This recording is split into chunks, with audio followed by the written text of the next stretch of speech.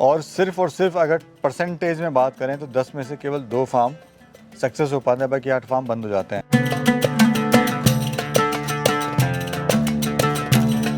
ये थोड़ा सा एक बहुत बड़ा इशू आ रहा है लोगों के लिए। हम खुद देखते हैं, हमारे यहाँ से खुद बहुत आदमी आते हैं जो जुड़े हैं और जो अलग भी करके चले हैं। कम से कम 95% फार्म बंद हो गए हैं, बंद हो जाते हैं। हाँ बिल्कुल हो रहे हैं।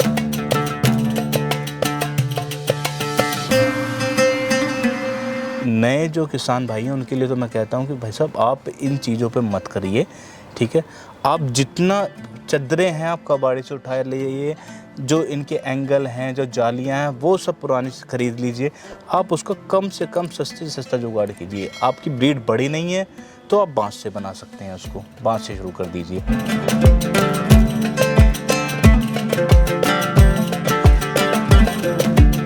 नहीं तो मेरे हिसाब से जो मैं कहता हूँ कि भाई साहब शेड के ऊपर इतना मत कीजिए, आप इन्वेस्टमेंट कीजिए जानवरों के ऊपर, उनको पालने के लिए, उनका खाने के ऊपर इन्वेस्ट कीजिए, जो कि आप साल भर फ्री रहे।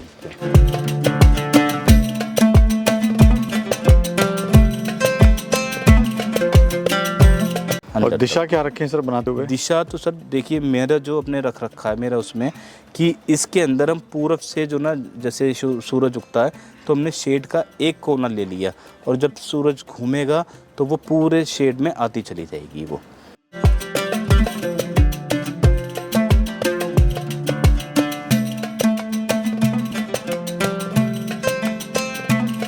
देखिए सर, लोहा लगाने का एक थोड़ा सा कारण ये भी था कि मुझे अगर कुछ चेंजेस करनी है तो उसके अंदर अगर मैं ईंट का बनाता हूँ तो वो बड़ा दिक्कत पड़ जाएगी। जो मटेरियल है वो सारा वेस्टेज जाएगा। अब इस लोहे को मैं कहीं से भी यहाँ से नीचे 1-1.5 फुट से नीचे से निकालूंगा और किसी भी तरह चेंजेस करना उस तरीके से मोड़ सकता हूँ। नमस्कार भाइयों, इंडियन फार्मिंग टेक्निकल चैनल में आपका एक बार फिर से स्वागत है। दोस्तों आज हम बहुत ही इंपॉर्टेंट टॉपिक के बारे में बात करने वाले हैं कि बकरी फार्म का शेड कैसे बनाएं सस्ता और अच्छा। अक्सर जो हमारे किसान भाई हैं बहुत बड़ी गलती करते हैं बकरी फार्म का शेड बनाने के ऊपर। दोस्तों लाखों रुपए खर्च कर देते हैं, जबकि ज़रूरत बिल्कुल नहीं होती लाख रुपए खर्च करने की। आज हम इसी टॉपिक पे बात करने वाले हैं, सस्ता और अच्छा, और साथ में किस तरह से आप अपने बकरी फार्म कम जुगाड़ से बना सकते हैं। दोस्तों हमारे साथ हैं देवेंद्र जी, जो हापुड़ में जिनका फार्म है और काफ़ी समय से सक्सेसफुली फार्मिंग कर रहे हैं। यहाँ पर इनका जो शेड है काफ़ी अच्छा और हवादार इन्होंने बना हुआ है। तो बात करेंगे देवेंद्र जी से। बाकी दोस्तों यहाँ पे इन्फॉर्मेशन देना चाहूँगा, ये जो आप नंबर देख रहे हैं स्क्रीन पे, हमारे all India WhatsApp group number है जिसमें ऑल इंडिया से किसान भाई जुड़े हुए हैं, जहाँ पर अपनी बकरी खरीद और बेच भी सकते हैं। अगर आप भी अपनी बकरी खरीदना बेचना चाहते हैं तो इस ग्रुप के द्वारा आप खरीद और बेच भी सकते हैं। इस ग्रुप की छोटी सी फीस है, साल की 200 रुपये पे करके आप इस ग्रुप का हिस्सा बन सकते हैं। तो चलिए वीडियो शुरू करते हैं। नमस्कार सर। नमस्ते सर। नमस्ते। कैसे हैं देवेंद्र जी? बस सर बढ़िया। आपसे थोड़ा सा परिचय हमारे दर्शकों को दीजिए सर। मैं देवेंद्र कुमार, चिराग एग्रो फार्म हापुड़ से, और ये मोदी नगर रोड पे स्थित है ये फार्म, और तकरीबन 3 साल हो गए इस फार्म को चलते हुए यहाँ पर। तो देवेंद्र जी कैसा अभी आपको लग रहा है? आप सक्सेसफुली हैं, गॉट फार्मिंग कर रहे हैं आप 3-3.5 साल से। जी जी। तो अभी कैसा काम चल रहा है सर? काम बढ़िया है, कोई इशू नहीं है इसके अंदर।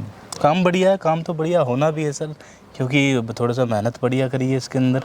उतार चढ़ाव थे वो देख लिए, वो अब जा चुके हैं। अब तो एक ये हम परफेक्शन की ओर आ रहे हैं। परफेक्ट तो कभी नहीं होते, पर और आ रहे हैं, उसकी तरफ जा रहे हैं जी। यानी जो कठिनाई और समय था, जो दौर था, वो सब निकल चुका है। देखिए नया आदमी के लिए तो सर कठिनाई का दौर ही है ये।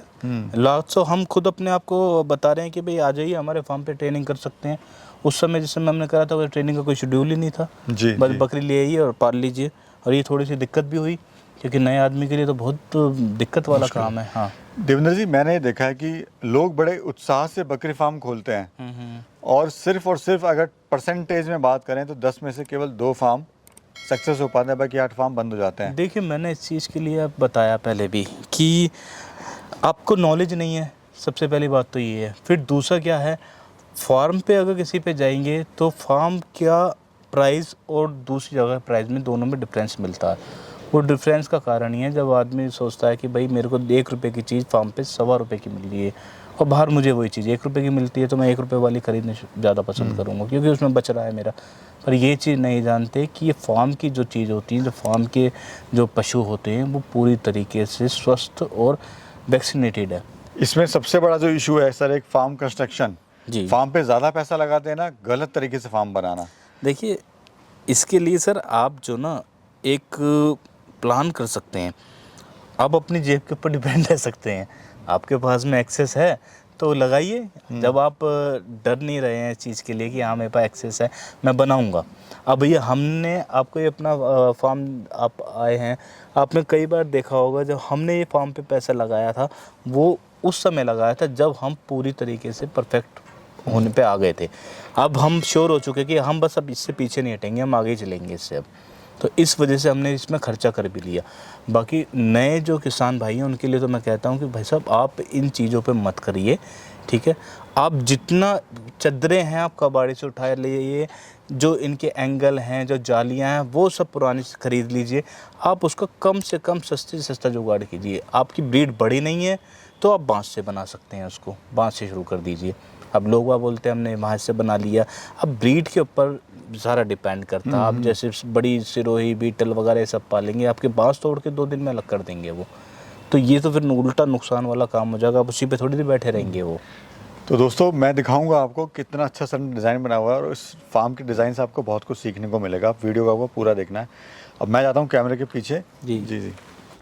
हाँ, मैं यही कहना चाह रहा था। देखिए जिस तरीके से हमने अपना लगा रखा है, हमने तो देखिए पूरा जब सीख लिया उसके बाद में इन्वेस्ट किया, जी ठीक है। नहीं तो हमारे तो पुरानी जगह पड़ी थी, हम तो पुरानी जगह पे शुरू कर दिया था। वहाँ भी शेड है, वो शेड आज भी आपके पीछे आप दिखाइए तो ये भी आज भी है। ये वहीं की चद्दरें उतर के यहाँ लगी हुई हैं। तो जब आप लग जाए कि हाँ ठीक है मेरे समझ में आ रहा है, कुछ प्रॉफिटेबल लग रहा है मुझे, मैं कर सकता हूँ, तो आप अब खर्चा कीजिए।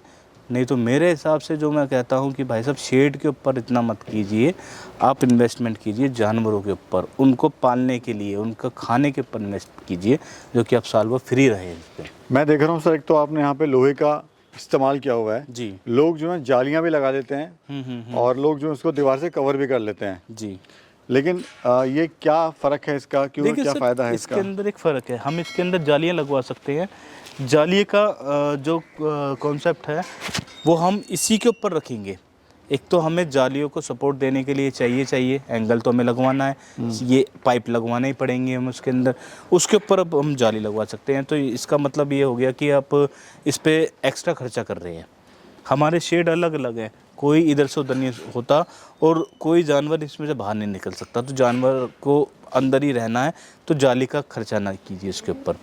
दूसरा ये है कि जैसे आप शेड बाय शेड लेके चलेंगे जानवरों के, उनके कद के और आकार के उस पर अलग अलग करेंगे, तो आपको इतना करने का ज़रूरत नहीं पड़ेगी, जाली वगैरह की कोई ज़रूरत नहीं पड़ेगी। आप पाइप से काम कर सकते हैं उसमें। दूसरा आप सर देख भी सकते हैं, इस कोने से बैठ के उस कोने तक आप देख सकते हैं कि हमारे जानवर क्या कर रहे हैं, क्या गतिविधि कर रहे हैं। बिल्कुल बिल्कुल। इसमें आपको जो ना, आप वैसे भी आप रहेंगे तो आप खुद ही अपने आप कर लीजिए, पर हाँ बैठ के आप अपना वॉच कर सकते हैं, इधर से उधर तक आपको दिख जाएगा। और अंदर देख रहे हैं सर, आपने यहाँ पे फर्श किया हुआ है पक्का। हाँ जी। ये क्यों ज़रूरी है, आपने क्यों किया हुआ है ये? देखिए सर, यहाँ की जो ना फर्श करने की थोड़ी मजबूरी है हमारी। हम नहीं चाहते थे फर्श मजबूत हो, पर क्या है कि यहाँ की मिट्टी जो है वो चिकनी है, यहाँ पर आदमी नहीं चल पाता। तो ये तो बेचारा वैसे ही बहुत जानवर है, बहुत नाजुक है इन मामले में, खुर के मामले में बहुत ज़्यादा नाजुक हो जाता है। तो अगर हम यहाँ बाहर ना रखें तो एक टाइम पे अंदर गीला हो जाता है। गीले को सुखाने के लिए जानवर को बाहर आना ज़रूरी है। अब बाहर तभी आएगा जब उसको बाहर अच्छा मिलेगा। अगर इसी के अंदर गीली मिट्टी, जैसे बरसात पड़ती है तो बहुत ज़्यादा चिकनी मिट्टी होने की वजह से पैर बहुत अंदर जाता है इसके अंदर। उस चीज़ को कम करने के लिए हमने इसको पहले बाहर से वो कर दिया, हालांकि हमने अंदर पूरा कच्चा ही रखा अभी तक। जी सर, शेड का जो डिज़ाइन है वो दिशा और डायरेक्शन, उसका कितना महत्व है? देखिए महत्व तो है सर, इसके अंदर सबसे बड़े महत्व इसमें यही है कि शेड के अंदर तक आपको धूप जानी चाहिए।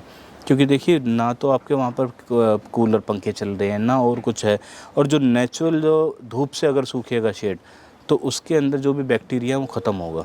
तो ये तो आप एक कॉन्सेप्ट लेके चलिए कि धूप आधे टाइम तक उसके अंदर जानी चाहिए।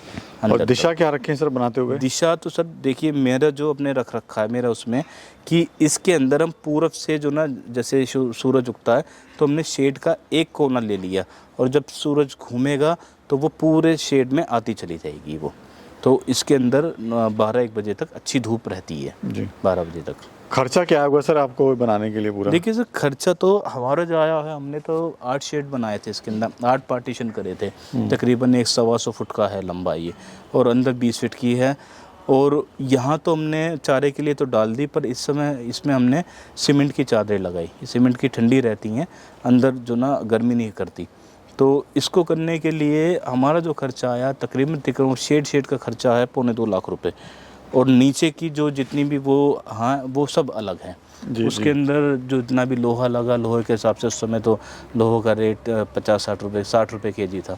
तो ये मान के चलिए पूरा एक ही पार्टीशन में तकरीबन 3-1 लाख रुपए खर्चा आ गया होगा इसमें।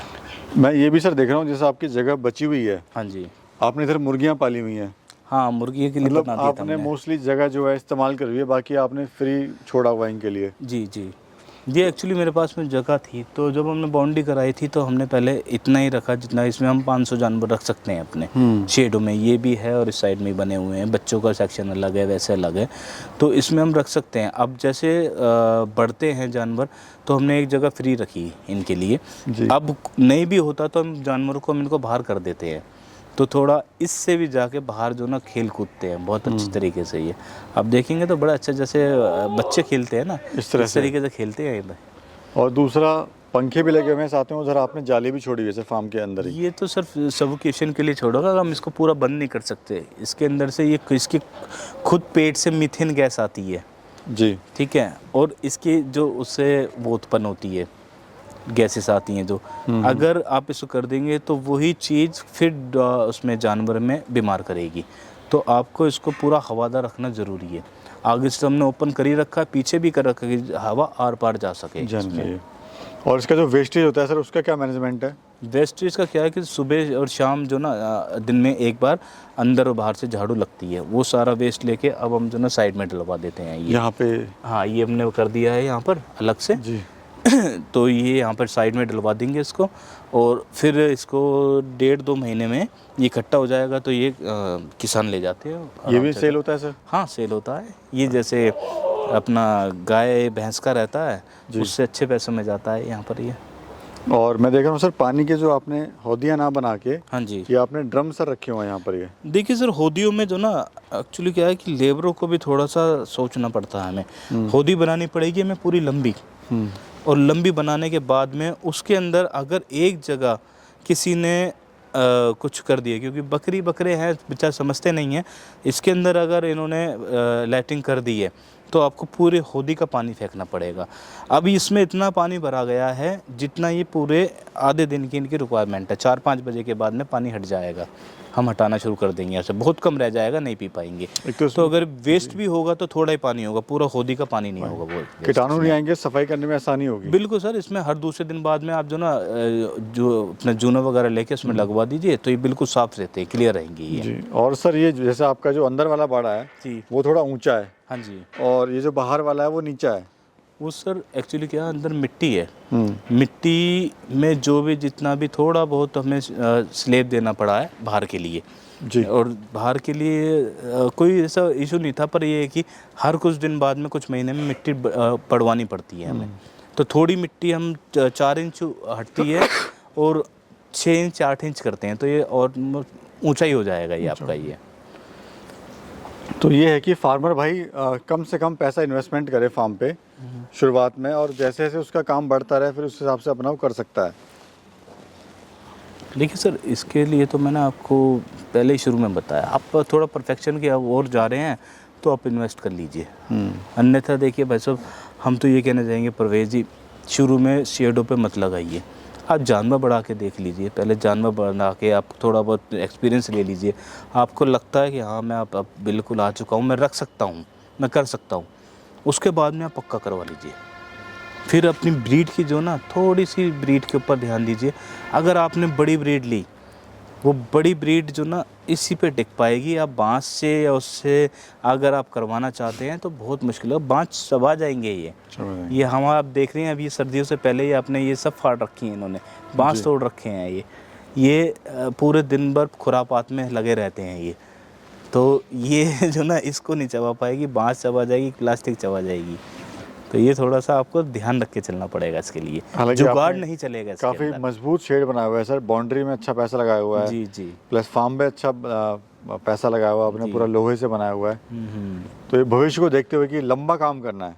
देखिए सर, लोहा लगाने का एक थोड़ा सा कारण ये भी था कि मुझे अगर कुछ चेंजेस करनी है तो उसके अंदर अगर मैं ईंट का बनाता हूँ तो वो बड़ा दिक्कत पड़ जाएगी। जो मटेरियल है वो सारा वेस्टेज जाएगा। अब इस लोहे को मैं कहीं से भी यहाँ से नीचे 1-1.5 फुट से नीचे से निकालूंगा और किसी भी तरह चेंजेस करना उस तरीके से मोड़ सकता हूँ। इसको और आगे करना है या बीच में अगर बनाना है, कि हमारा एक प्लान है कि बीच में करा के दोनों तरफ का बनाया जाए, तो यही चीज़ हमारे वहाँ काम आ जाएगी। जी चलिए बहुत बहुत धन्यवाद सर। जी सर, शुक्रिया आपका, आपने समय दिया, धन्यवाद सर। धन्यवाद।